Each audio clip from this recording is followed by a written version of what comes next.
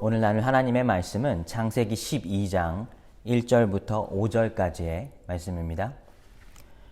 여호와께서 아브라함에게 이르시되 너는 너의 고향과 친척과 아버지의 집을 떠나 내가 내게 보여줄 땅으로 가라. 내가 너로 큰 민족을 이루고 내게 복을 주어 내 이름을 창대하게 하리니 너는 복이 될지라.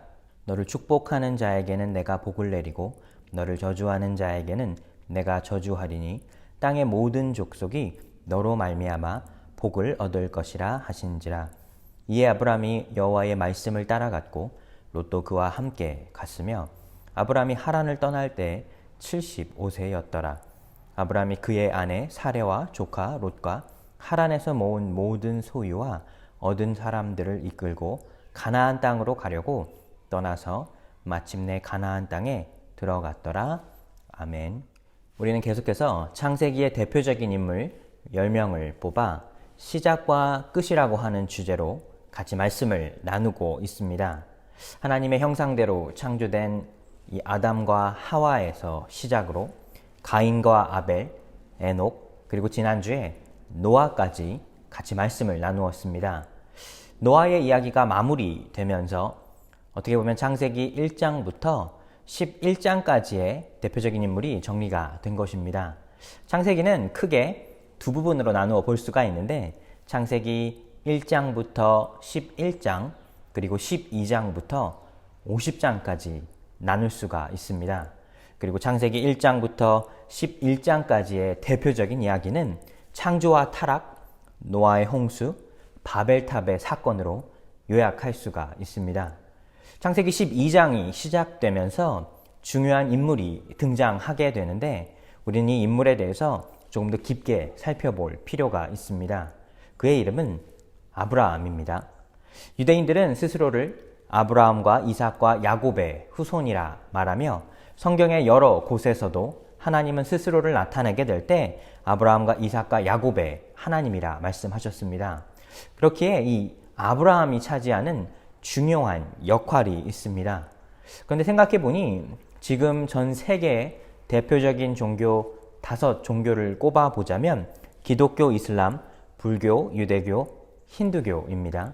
그런데 이 대표적인 종교 이 5개 중에 3개의 종교가 바로 이 아브라함에게 그 시작의 근원을 두고 있습니다. 기독교와 이슬람, 바로 유대교입니다. 그만큼 아브라함이 갖고 있는 중요한 상징이 있습니다. 그렇게 우리는 앞으로 몇 주 동안 아브라함에 대해서 조금 더 깊게 살펴보려고 합니다. 아브라함이 과연 어떤 사람인지, 그의 삶의 시작과 끝은 어땠는지, 또 그의 삶을 통해 우리가 깨달을 수 있는 하나님의 은혜는 무엇인지 같이 말씀을 나누고자 합니다. 오늘은 이 아브라함의 시작을 살펴보려고 합니다. 그런데 아브라함의 시작을 살펴보기 전에 우리는 먼저 그의 아버지 데라에 대해서 이야기를 나눌 필요가 있습니다. 창세기 11장 27절부터 32절에 이 아브라함의 아버지 데라에 관한 내용이 나오는데 사실 그렇게 많은 기록이 없습니다. 특별한 기록이 없고 기록된 내용을 좀 정리해 보자면 이 데라는 우르라는 곳에서 살게 되었는데 그는 가족들과 함께 가나안 땅으로 그의 삶의 터전을 옮기려 했습니다. 그런데 어떤 이유로 그는 가나안에 이르지 아니하고 하란에 정착하게 되었으며 결국 하란에서 마지막 생애를 마무리하게 됩니다. 그리고 아브라함의 이야기는 바로 이 하란에서 시작된다고 할 수가 있습니다. 사랑하는 여러분, 왜 이 이야기가 중요할까요? 이 이야기가 상징하는 그 뜻은 과연 무엇일까요? 우리가 어떻게 이 아브라함과 데라가 어떤 이야기를 나누었는지 그들의 삶에 성경에서 나오지 않은 어떤 내용들이 있었는지는 알 수가 없습니다. 하지만 한 가지 우리가 추측해 볼 수 있는 것은 데라는 자신의 가족들과 함께 새로운 곳에서 새로운 시작을 하기를 원했다는 것입니다. 생각해보니 우리 이민자의 삶이 모두 그렇습니다. 우리는 새로운 곳에서 새로운 언어와 문화로 그 삶을 시작해야 했습니다. 이런 모든 것들이 사실 결코 쉬운 일이 아닙니다. 새로운 언어를 배운다는 것, 새로운 문화에 적응한다는 것은 우리의 삶의 터전이 바뀌는 것뿐 아니라 그동안 내가 겪어왔던 모든 삶의 경험들도 포기하고 새로운 것을 습득해야 하기 때문입니다. 데라는 그런 인생의 리스크를, 어떻게 보면 위험성을 스스로 택하는 용기가 있는 사람이었습니다. 하지만 그는 어떤 이유에서인지 결국에는 가나안 땅에 이르지 아니하고 하란에 정착하게 되었습니다. 근데 우리가 여기서 몇 가지를 좀 추측해 볼 수가 있습니다. 아브라함은 하나님에게 이 부르심을 받게 되었는데 그 부르심에 그 내용이 있습니다. 창세기 12장 1절의 말씀을 보시면 여호와께서 아브라함에게 이르시되 너는 너의 고향과 친척과 아버지의 집을 떠나 내가 내게 보여줄 땅으로 가라. 하나님은 아브라함을 부르셨습니다. 근데 그 부르심의 내용을 살펴보면 고향과 친척, 아버지의 집을 떠나라 했습니다. 근데 사실 그의 아버지 데라 역시 그의 고향과 친척을 떠나 나온 사람입니다. 새로운 곳에서 정착하였고 그곳에 새 삶을 이루게 되었는데 하나님은 아브라함에게 한 가지를 더 요구하시게 되는데 그것은 바로 그의 아버지 데라의 집을 떠나라 말씀하셨습니다. 우리는 여기서 왜 하나님이 이 아브라함에게 데라의 집을 떠나라 명하셨는지 그 내용을 추측해 볼 수가 있습니다. 아브라함의 아버지 데라는 이 하란에서 우상을 만드는 직업을 가졌습니다. 그런 직업을 통해 그는 많은 부를 축적하게 되었고 어떻게 보면 하란에서의 삶이 이 아버지 데라에게는 풍족한 삶을 이룰 수 있게 만들어 준 것입니다. 하지만 데라는 한 가지 사실을 간과하고 있었는데 그는 셋의 후손으로 하나님의 말씀을 믿고 따라가야 하는 삶을 살아야 했지만 그가 정착한 이 하란이라고 하는 것은 하나님을 믿는 사람들과는 거리가 먼 우상이 즐비해 있는 그런 곳이었기 때문입니다. 즉 아브라함은 하나님에게 부르심을 받게 되었는데 그의 아버지의 집을 떠나 새로운 곳으로 나아가야 했다는 것입니다. 사랑하는 여러분, 우리의 삶도 마찬가지입니다.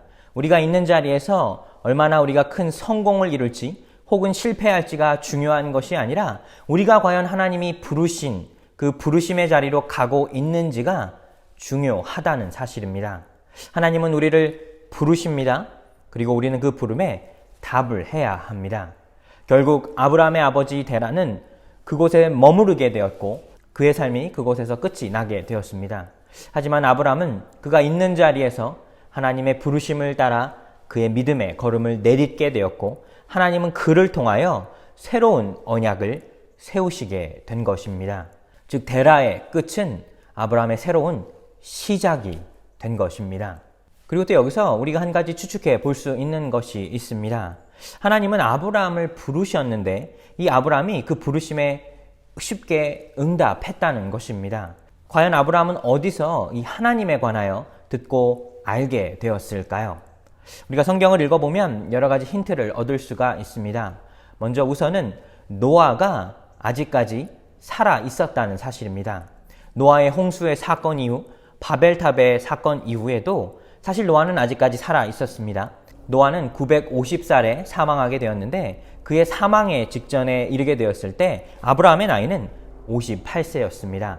즉 아브라함 같은 경우에는 여러 가지 고전을 통해 분명히 홍수에 관해서 이야기를 들었을 것이고 또 바벨탑에 관하여서 얼마든지 들었을 것입니다. 그런 모든 이야기를 통해 아브라함은 그가 비록 우상이 즐비한 곳이었지만 그곳에서도 하나님에 관한 이야기를 들으며 그의 마음에 작은 믿음이 쌓여가고 있었다는 것입니다. 그런 와중에 하나님은 그를 부르시게 되었고 그는 그 부르심에 응답을 받을 수가 있었다는 것입니다. 사랑하는 여러분, 우리의 믿음은 사실 조금씩 자라나는 것입니다. 가랑비에 옷이 젖는 것 같이 우리의 믿음은 어느 순간에 갑자기 자라며 커지는 것이 아니라 조금씩 사방에서 이야기를 들을 때 혹은 교회에 잠깐씩 방문하게 될 때 혹은 누군가의 기도를 통해 우리의 믿음이 자라날 수 있다는 사실입니다. 아브라함은 그런 기회가 있게 되었고 그는 결국 하나님의 부르심에 응답할 수 있었습니다. 우리는 또 우리 삶의 방향보다 삶의 목적을 깨닫는 삶을 살아야 합니다. 사랑하는 여러분 혹시 길을 가다가 혹은 운전을 하다가 길을 잃어버리신 적이 있으십니까? 운전을 하다 보면 혹은 새로운 곳을 가게 되면 우리가 익숙하지 않은 길을 걷다가 길을 잃어버릴 수도 있습니다. 우리가 길을 잃어버리게 되면 가장 먼저 해야 하는 것은 바로 우리의 목적지를 상기시키는 일입니다. 혹은 내가 목적지의 주소를 알고 있다면 누군가에게 도움을 얻을 수 있고 혹은 목적지에 관하여 어떤 정보를 얻어낼 수 있다는 사실입니다. 그렇습니다. 우리가 나아가야 하는 삶의 방향은 과연 우리가 목적지를 알고 있느냐 없느냐가 중요하다는 사실입니다.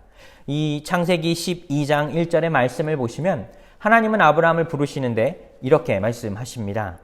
내가 내게 보여줄 땅으로 가라. 하나님은 여기서 아브라함에게 내가 내게 보여줄 땅, 즉 미래의 시제로 말씀하셨습니다. 하나님은 아브라함에게 내가 너에게 보여준 땅, 과거의 시제로 말씀하지 아니하시고 내가 내게 보여줄 미래의 땅으로 말씀하셨는데 그것이 중요하다는 사실입니다. 우리 매일의 삶을 살며 우리의 삶의 방향에 우리의 마음을 빼앗기곤 합니다. 과연 A인지 B인지 이곳인지 저곳인지 우리는 늘 하나님 앞에 기도하며 올바른 선택을 하기를 원합니다.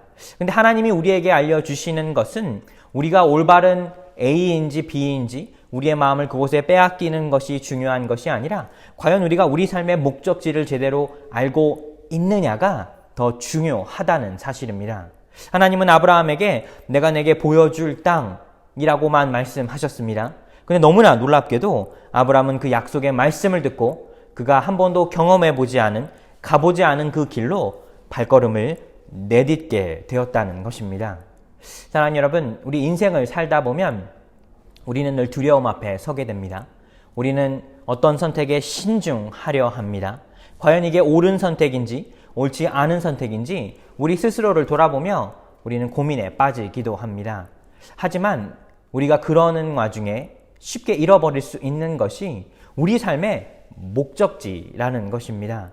즉 우리가 우리 삶의 목적지를 깨닫고 있지 못하다면 결국 우리 삶의 방향 또한 잃어버릴 수 있으며 결국 우리가 A로 가는지 B로 가는지 어떤 선택을 하는지가 중요하지 않을 수도 있다는 사실입니다.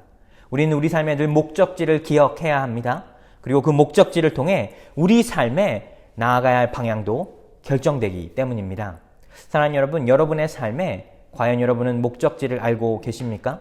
교회는 우리의 신앙생활의 목적지가 아닌 하나님이 약속하신 저 천국이 우리 삶의 목적지가 됩니다. 우리 삶의 교회에서 섬기는 일이 내 신앙의 목적이 아닌 결국 하나님의 나라를 섬기는 것이 우리 삶의 목적이 되어야 합니다. 우리의 일생을 살며 우리도 어느 순간에 선택을 해야 합니다. 데라는 세상적인 기준으로 자신의 성공과 경험에 따라 선택을 했다면 아브라함 같은 경우에는 하나님의 부르심을 따라 그가 그동안 익숙했던 모든 것을 뒤로 한 채 그가 아직 경험하지 않은 곳을 믿음의 발걸음으로 내딛었다는 사실입니다. 우리도 매일의 삶을 살며 주님이 우리와 함께 하신다는 사실을 기억할 수 있다면 우리도 아직 경험하지 보지 못한, 가보지 못한 곳에 믿음의 걸음을 내디딜 수 있으리라 믿습니다. 한 주간의 삶을 사시면서 여러분의 삶에 이 아브라함과 같이 하나님이 약속하신 곳에 여러분이 그 목적지를 잃어버리지 않는 여러분과 제 삶이 되기를 예수님의 이름으로 축복하여 드립니다.